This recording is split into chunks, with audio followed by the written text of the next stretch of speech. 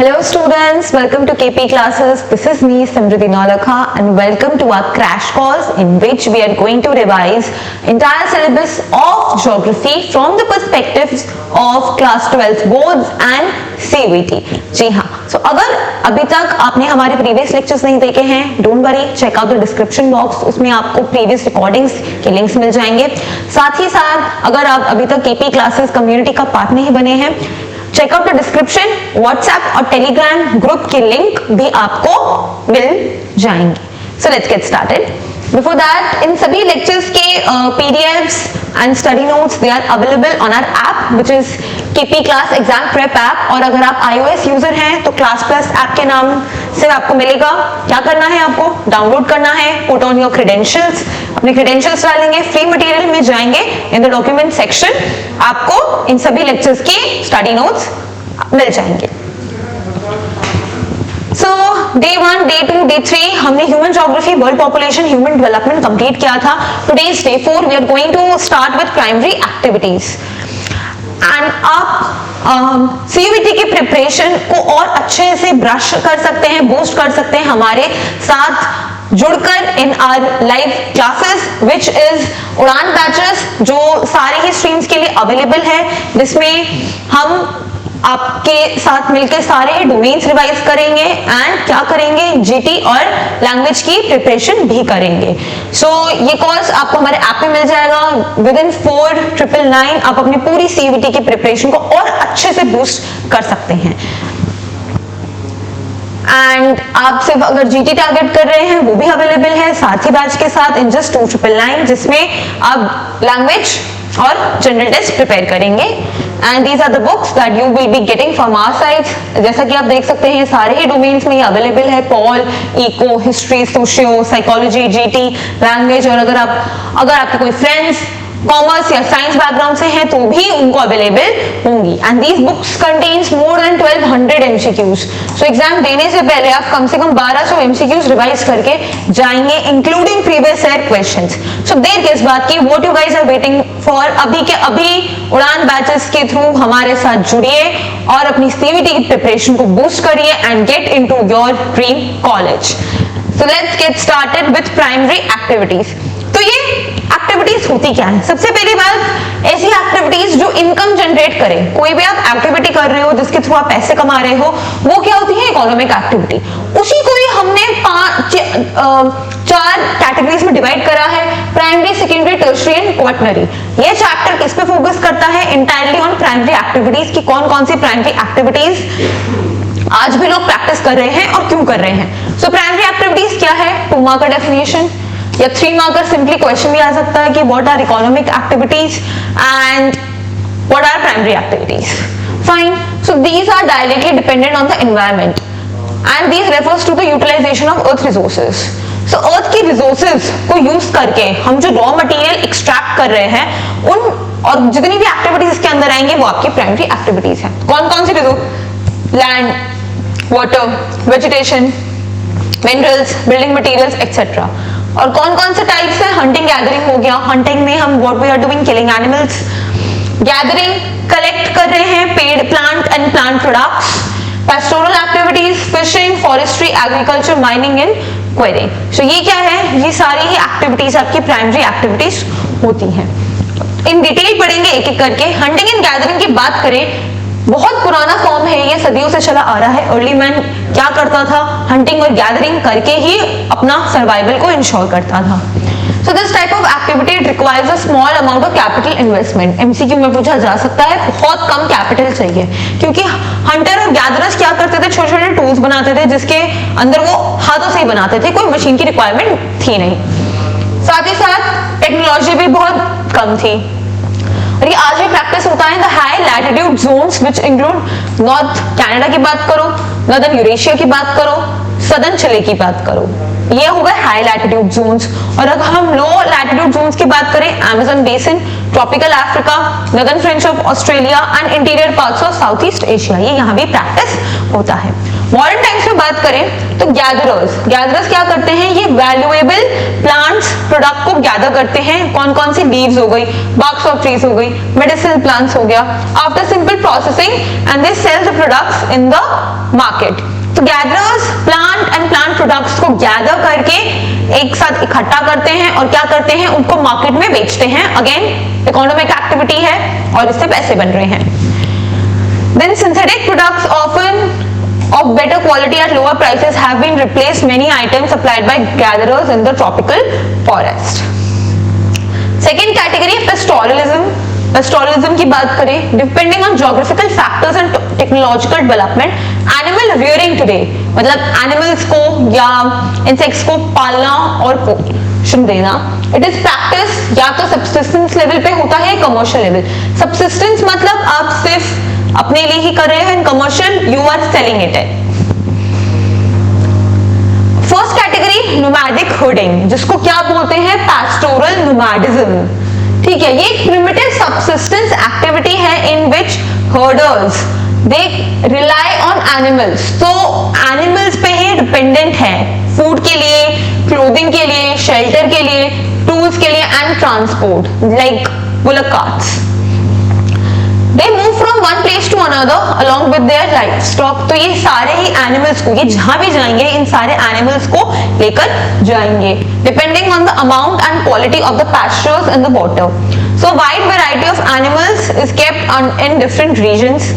कौन-कौन से एरियाज हैं? ट्रॉपिकल अफ्रीका में cattle are the most important livestock, Sahara में एंड एशियाटिक डेजर्ट में शीप है, गोट्स हैं और कैमल है, इनकी रियरिंग होती है, इनको पाला जाता है। माउंटेन्स की बात करें, यहाँ पे याक है, Almas and in the Arctic and सब आर्टिक एरियाज यहाँ पे रेनडियर्स को रियर किया जाता है। तो ये कौन कौन से एरियाज में कौन कौन से एनिमल्स मिलेंगे, this question can be asked in MCQs, CUET और बोथ दोनों में ही। ठीक है, यहाँ पे तीन एरियाज भी हैं। Core region extends from Atlantic shores of North Africa eastwards across the Arabian peninsula, Mongolia तक और सेंट्रल चाइना तक ये पूरा स्ट्रेच होके जाता है।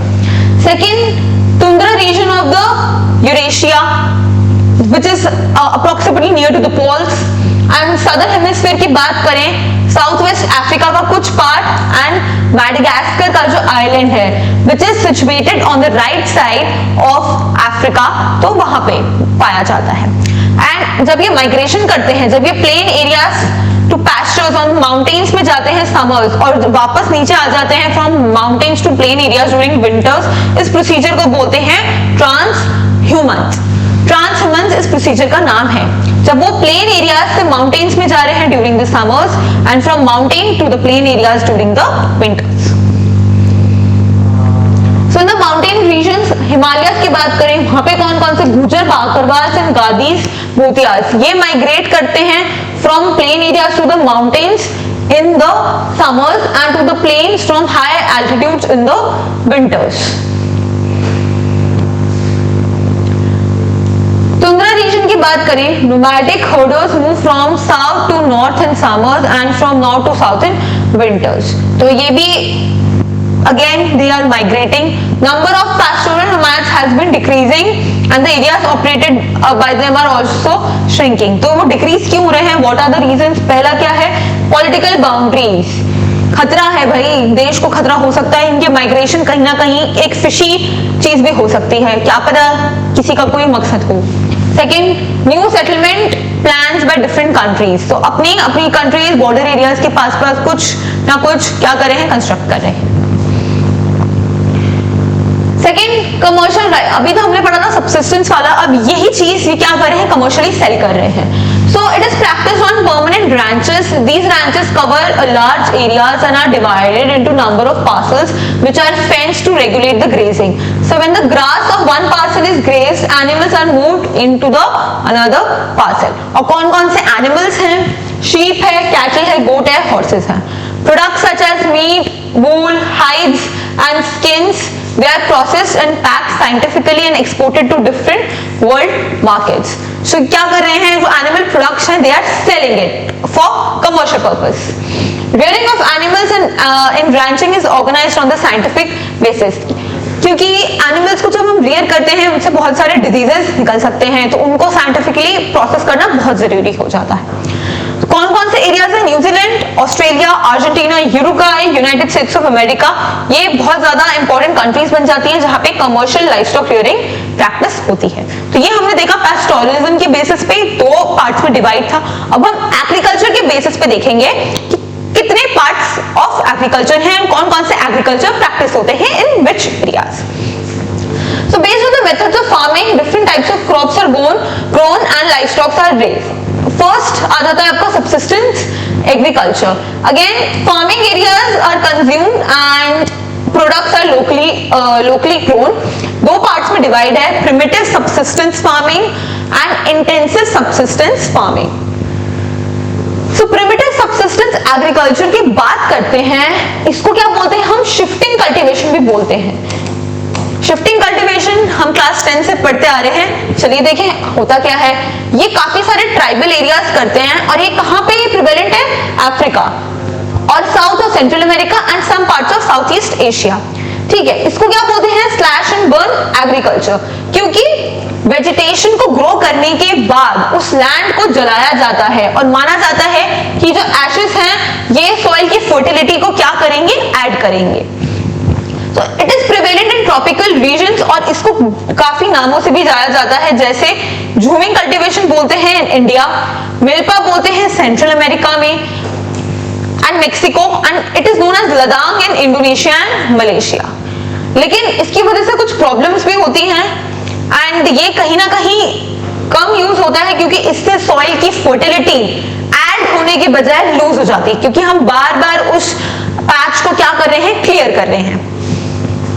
This was your shifting cultivation, जिसे कहते हैं primitive subsistence agriculture। primitive क्यों? क्योंकि इसको अभी भी old tribes क्या कर रहे हैं? प्रैक्टिस कर रहे हैं and with the level of new technology, new farmers इसको प्रैक्टिस नहीं करेंगे। सेकेंड कैटेगरी आ जाती है intensive subsistence। ये डेंसली पॉपुलेटेड एरिया जहां पे मॉनसून ज्यादा होता है ये वहां प्रैक्टिस होता है। इंटेंसिव का मतलब ही होता है काफी ज्यादा मात्रा में करना। So, इसको भी हमने दो कैटेगरीज में डिवाइड कर दिया। पहला क्या है? वेट पैडी कल्टीवेशन, यहाँ पे सिर्फ राइस डोमिनेट है। पैडी मींस राइस, ठीक है, rice crop. Land holdings are very small due to the high density of the population. Machinery काफी लिमिटेड होगी। Most of the agriculture operations are done by the manual labour. So ऐसी category जहाँ पे सिर्फ rice crop ही सबसे ज्यादा grow होती है और उस पर फोकस होता है, उसको कहेंगे हम intensive agriculture, intensive subsistence agriculture with paddy cultivation. ठीक है, then comes by those crops other than paddy. इसमें कौन कौन सी क्रॉप ग्रो होती है? Wheat, soybean, barley, sorghum. और एरियाज में नॉर्दर्न चाइना जहां पे मंचूरिया प्लेन है, northern Korea, north Japan. India की बात करें, व्हीट ग्रो होता है western parts of the Indo Gangetic plains and millets are grown in the dry parts of western and southern India. Third category आ जाती है आपकी plantation agriculture. Plantation agriculture Europeans लेकर आए थे अपनी कॉलोनीज में, जहां पे उन्होंने अपनी कॉलोनीज बनाई थी। Tea, coffee, cocoa, rubber, cotton, palm oil, sugarcane, bananas, pineapple, these crops are the example of plantation agriculture। अब इसके फीचर्स क्या हैं? कैपिटल चाहिए, लार्ज स्टेट्स चाहिए, मतलब एरिया वाइज काफी लार्ज एरिया चाहिए। देन कम्स बहुत ज्यादा टेक्निकल सपोर्ट चाहिए। देन साइंटिफिक मेथड्स चाहिए। एक ही एरिया पे एक ही क्रॉप को हम स्पेशली ग्रो करेंगे, क्योंकि हमने नोटिस करा होगा जहां पे एक क्रॉप्स ग्रो होती हैं दूसरी क्रॉप्स को ग्रो करना बहुत ही मुश्किल हो जाता है। देन लेबर बहुत चीप है। जब इंडिया कॉलोनी था तो बहुत सारा मैनुअल लेबर सिर्फ प्लांटेशन क्रॉप्स को ग्रो करने के लिए यूज होता था। सिस्टम ऑफ ट्रांसपोर्टेशन काफी ज्यादा चाहिए ताकि हम मार्केट प्लेस पर इसको क्या कर सके? सेल कर सके। अब बात करेंगे कि कौन सा एरिया कौन से क्रॉप्स के लिए डोमिनेटेड है। For example cocoa and coffee west Africa. Tea gardens की जब हम बात करें इंडिया और श्रीलंका में ज्यादा होता है। Rubber plantation Malaysia. Sugar and banana in West Indies area. Coconut and sugar cane plantation in Philippines. Sugar cane plantation Indonesia में भी होता है। एंड कुछ कॉफी जिसे फजंदाज कहते हैं ये ब्राजील में होता है। फजंदाज इज नोन फॉर कॉफी और ये प्रीवियस क्वेश्चन में पूछा जा चुका है। Today the ownership of the majority of the plantation has passed into the hands of the government। अब ये सिलसिला किसने ले लिया? गवर्नमेंट ने अपने हाथों में ले लिया है। नेक्स्ट आ जाता है extensive commercial grain cultivation. Grains की बात हो रही है and it is practice practiced in the semi-arid areas of the middle latitudes में होता है। और ग्रेन में जो स्टेपल डाइट है wheat, और wheat ही इसका प्रिंसिपल क्रॉप होगा। और subsidiary crops barley, corn, oats are also grown. So the size of the farm is very large, therefore the entire operation of the cultivation from plowing to harvesting are mechanized. So there is low yield per acre but high yield per person. तो per person के हिसाब से जो output है काफी ज्यादा high हो जाता है।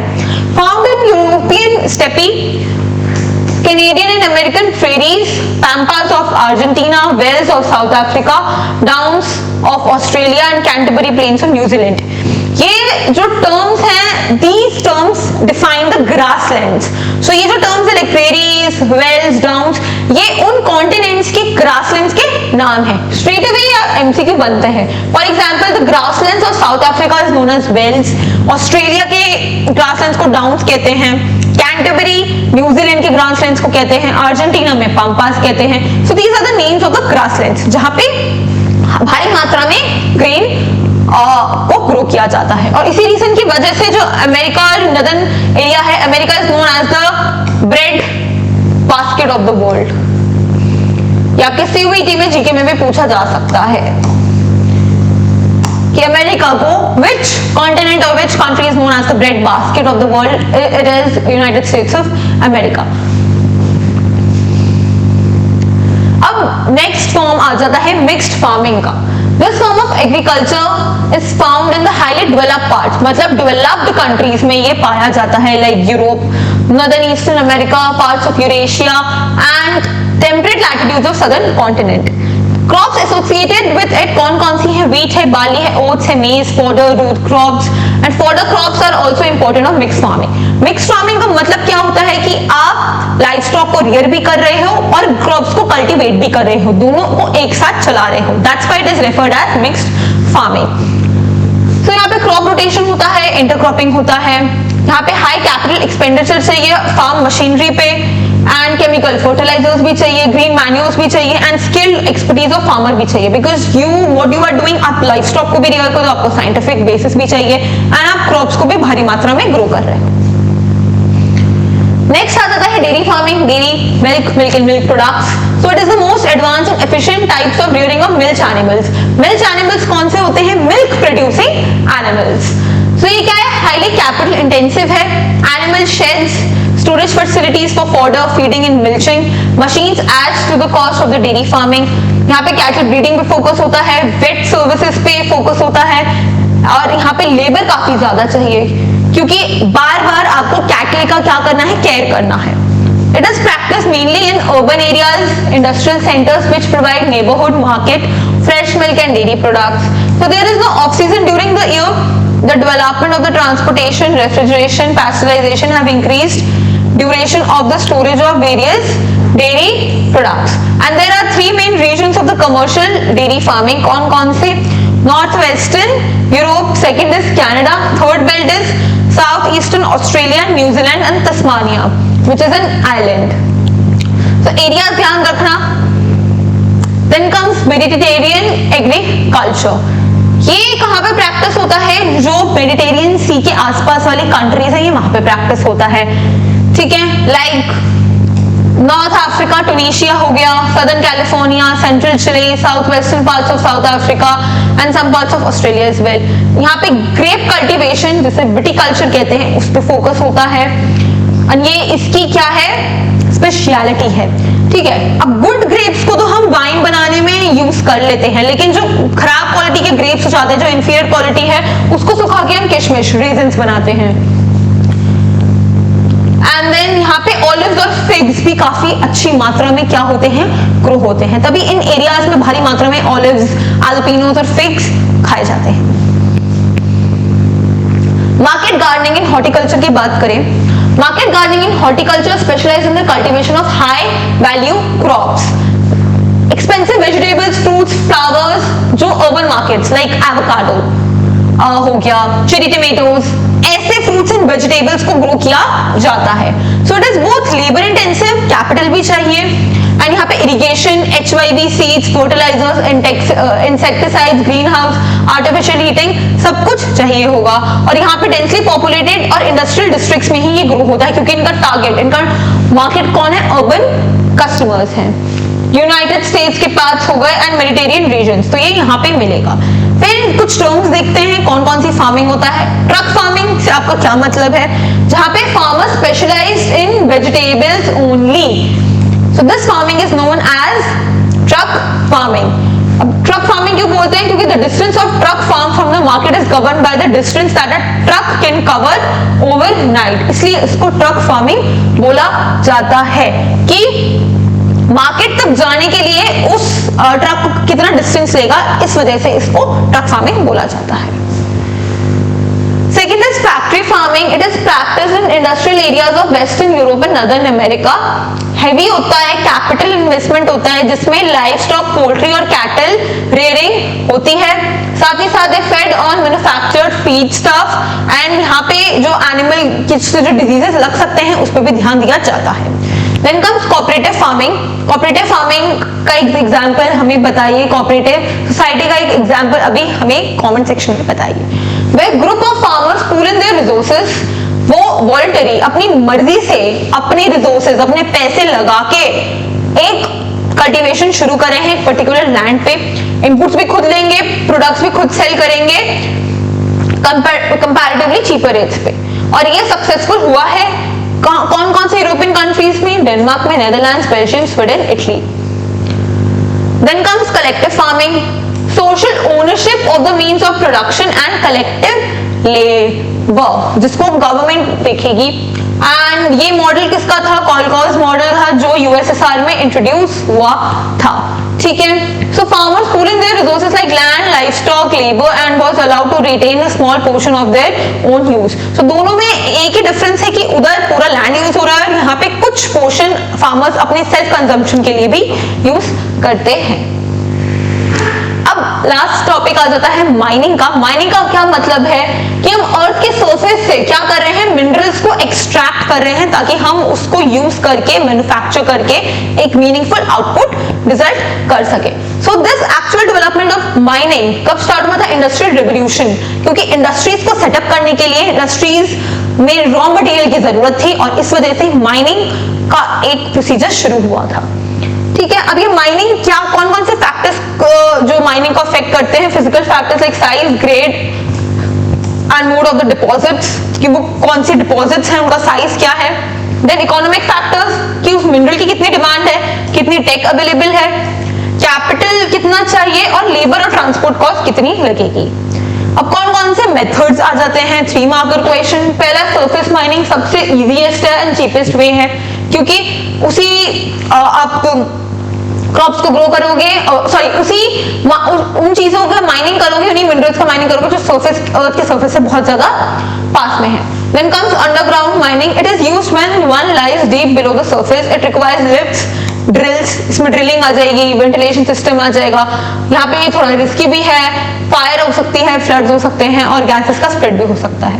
Developed economy are retreating from mining, processing and refining stage of the production, क्योंकि इनकी लेबर कॉस्ट ज्यादा है। While the developing countries with large labour force वो अभी भी माइनिंग कर रहे हैं, उनके लिए बहुत इंपॉर्टेंट हो जाता है।